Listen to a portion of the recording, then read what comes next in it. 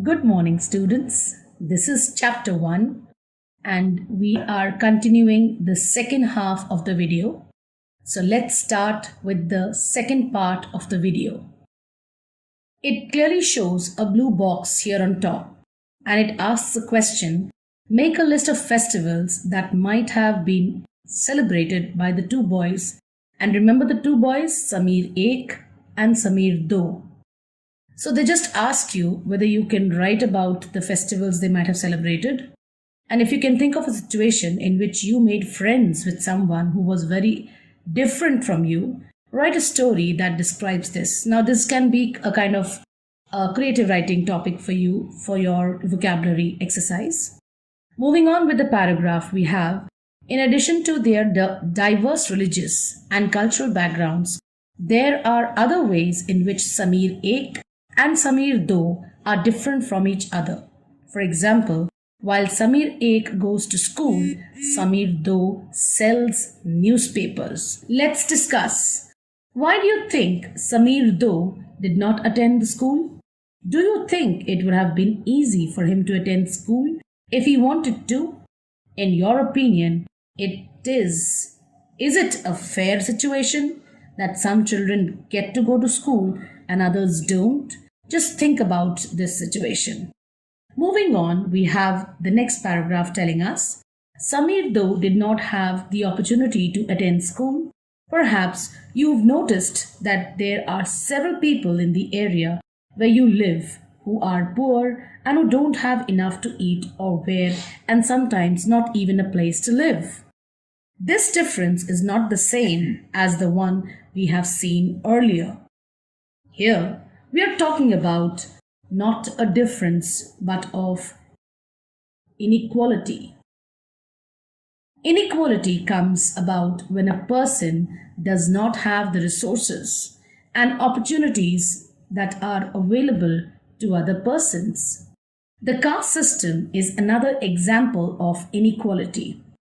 According to this, society was divided into different groups depending upon the work that people did, and they were supposed to remain in these groups. So if your parents were potters, you could only become a potter, nothing else. This system was considered irreversible, and because you were not supposed to change your profession, it was not considered necessary for you to know anything more than that what you needed in your profession. This created a situation of inequality.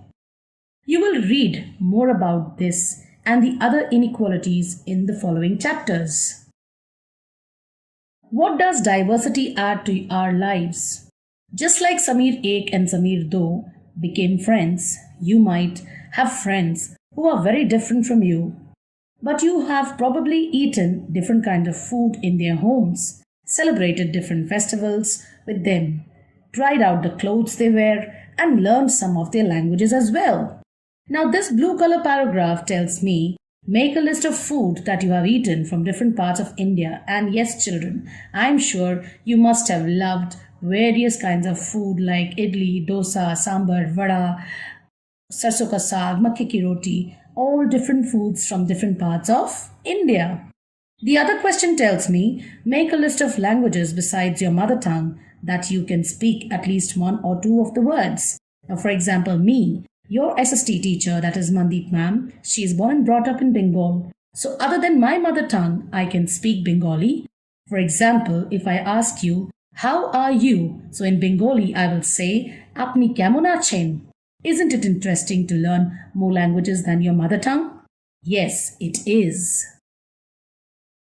You probably like reading and hearing stories and adventures about different animals, people, and even ghosts. Perhaps you even enjoy making up stories yourself.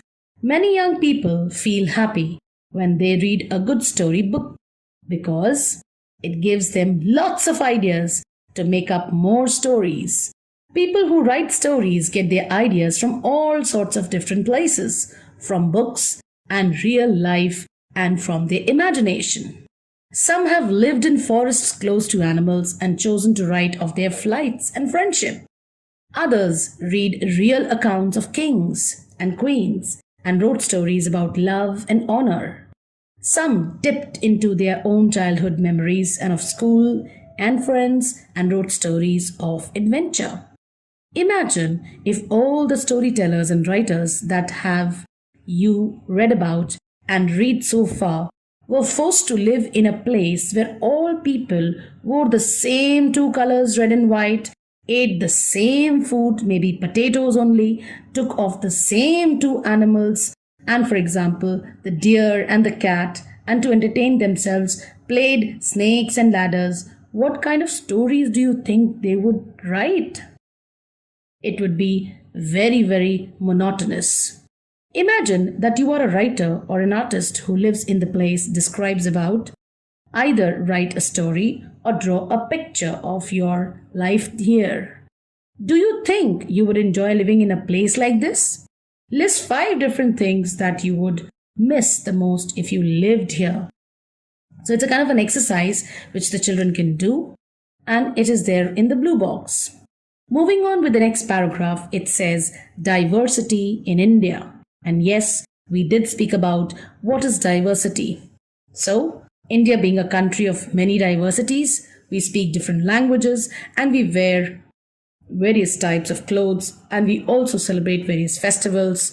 So, yes, but let us come into detail with the next paragraph about how do we explain diversity. A little more than 200 years ago, or long before the train, aeroplane, bus, or car became a part of our lives, people traveled from one part of the world to the other in ships, on horses, on camels, or on foot. Now look at the box here in front of us. It says, list at least 3 different ways in which people in India do the following. And what are the followings? Different ways in which people pray, different ways in which people get married, different ways in which people dress, different ways in which people greet each other, and different ways in which people cook rice. So, possible answers have been provided and only some of the spaces are blank. And it would be better if you could try to fill this. It's an interesting exercise.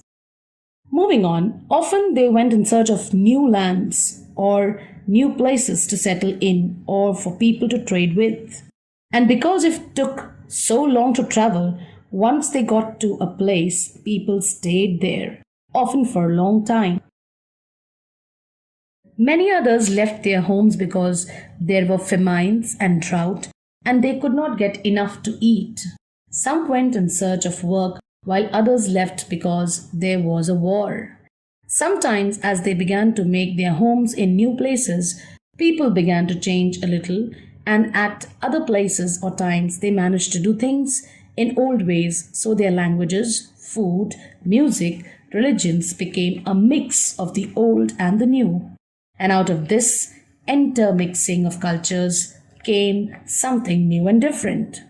The history of many places shows us how many different cultural influences have helped to shape life and culture there.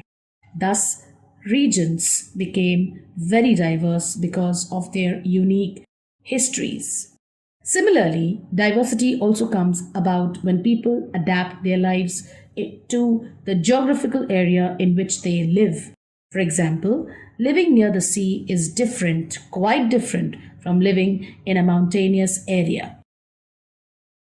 Not only do people have different clothing and eating habits, but even the kinds of work they do are different. In cities, it is not easy to forget how closely people's lives are tied to their physical surroundings. This is because in the city, people seldom grow their own vegetables and grain. Instead, they depend on the market to buy all the food and other goods that they need. Let us understand that what we mean when we say that historical and geographical factors influence the diversity of a region. We can do this by reading about life in 2 different parts of the country. For example, Kerala and Ladakh. Look at the map of India in an atlas and locate Kerala and Ladakh. Yes, when you will see the map of India, you will see Kerala towards the south of India and Ladakh towards the mountainous regions of the upper part of India.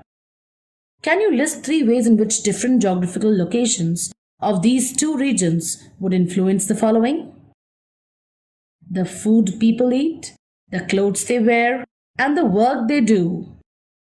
You can see a picture here.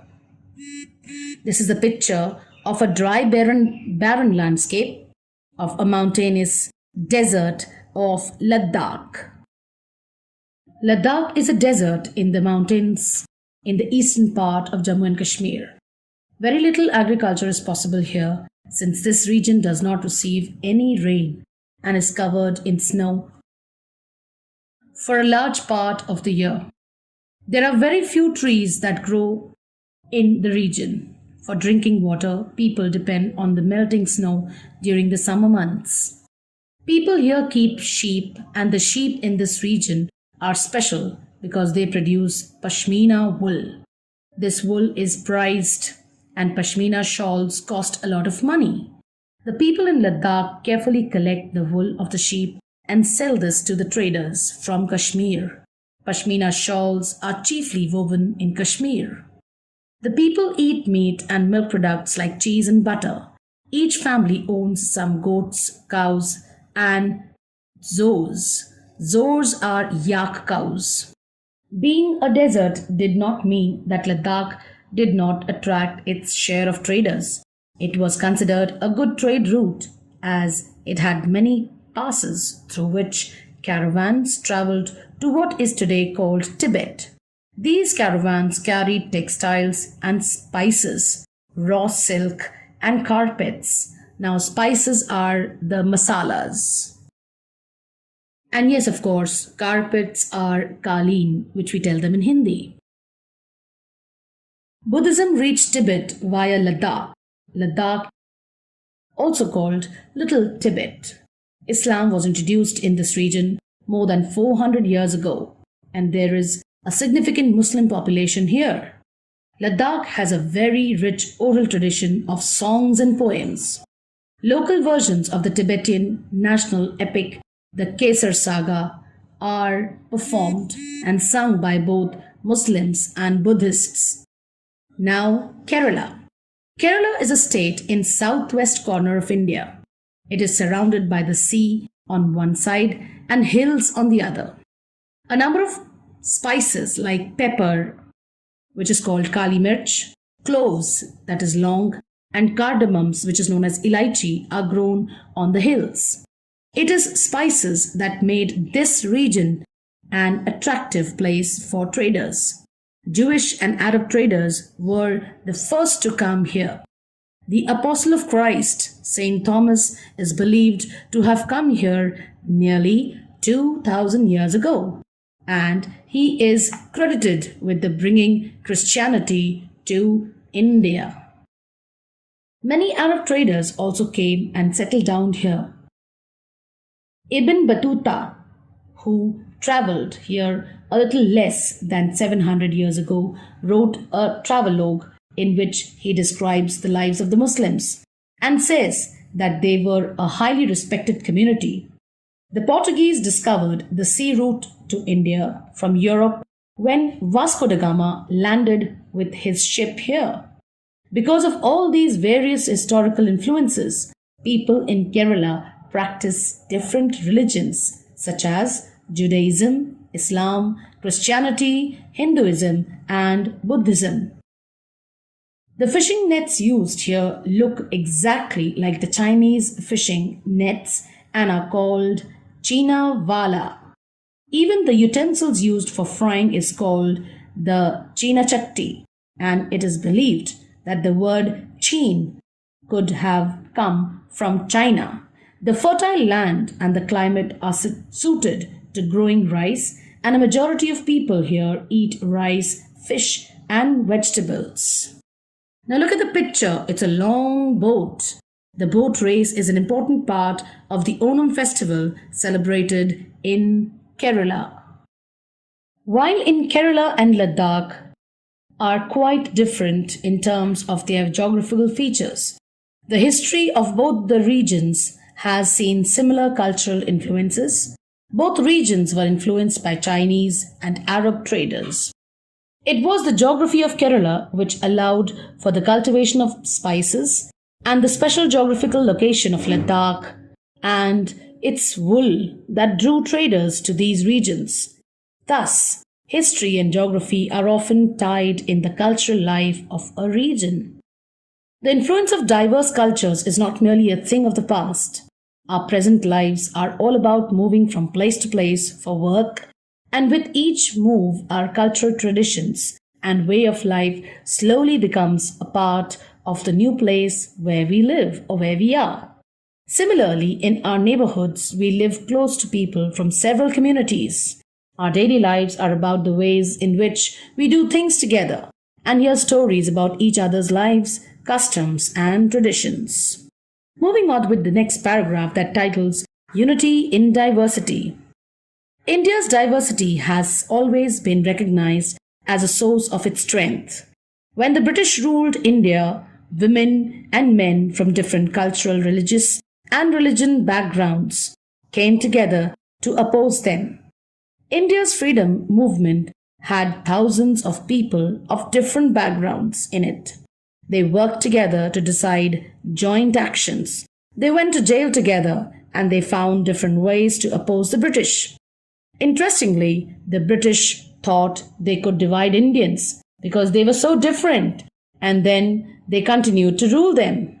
But the people showed how they could be different and yet be united in their battle against the British. Now, don't forget the days of blood. Oh, friend, in the midst of your happiness, remember to shed a tear for us. The hunter has torn away every single flower. Do plant a flower in the desert garden, dear friend. Having fallen to bullets, we slept in Jallianwala Bagh. Do light a lamp on this lonely grave, O friend. The blood of Hindus and Muslims flows together today. Do soak your robe in this river of blood, dear friend. Some rot in jails, some others lie in the graves. Do shed a few tears from them and for them, O my dear friend. So, Indian People's Theatre Association, that is IPTA. This song was sung after the Jallianwala Bagh massacre in Amritsar, in which a British general opened fire on a large group of unarmed, peaceful people, killing many and wounding even more. Men and women, Hindus, Sikhs, and Muslims, rich and poor, had gathered to protest against the British. This song was composed and sung to honor the memory of those brave people who lost their lives in the Jallianwala Bagh massacre, where the people were gathered and they were unarmed. It means they did not have any weapons to protect themselves. The general's name was General Dyer, and he attacked the people with a group of army. Look at the picture in front of us, the tricolor flying with people sitting in the crowd and a leader delivering a speech. Yes, it is Pandit Nehru, Pandit Jawaharlal Nehru, delivering an Independence Day speech. This is that picture. Songs and symbols that emerged during the freedom struggle serve as a constant reminder of our country's rich tradition of respect for diversity. Look at the picture in front of us, a tricolor flying with people crowded and a leader standing in the mic in front of the people. Yes, none other than Pandit Jawaharlal Nehru delivering an Independence Day speech. Songs and symbols that emerged during the freedom struggle serve as a constant reminder of our country's rich tradition of respect for diversity. Do you know the story of the Indian flag? It was used as a symbol of protest against the British by people everywhere. In this book, The Discovery of India, Jawaharlal Nehru says that Indian unity is not something imposed from the outside, but rather it was something deeper and within its fold. The widest tolerance of belief and customs was practiced and every variety acknowledged and even encouraged. It was Nehru who coined the phrase unity in diversity to describe the country. India's national anthem was composed by Rabindranath Tagore, yet is another expression of the unity of India. In what way does the national anthem describe this unity? Please think about this. And yes, this was a chapter, and I hope students you have enjoyed listening to chapter of civics. It tells understanding diversity.